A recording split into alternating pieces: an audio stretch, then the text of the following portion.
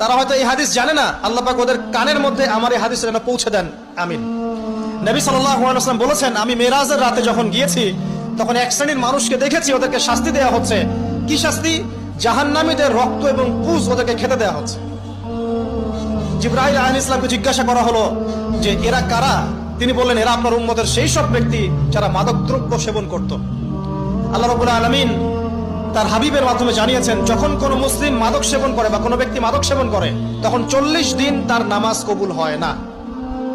এরপর যদি সে তওবা করে তাহলে আল্লাহ পাক তার তওবা কবুল করবেন ইনশাআল্লাহ। যদি সে আবারও মাদক খায় তওবা করার পর, আবার 40 দিন তার নামাজ কবুল হবে না। যদি সে আবার তওবা করে আল্লাহ পাক আবার তাকে মাফ করে দিবেন। যদি সে আবারও মাদক খায় আবার 40 দিন তার নামাজ কবুল হবে না।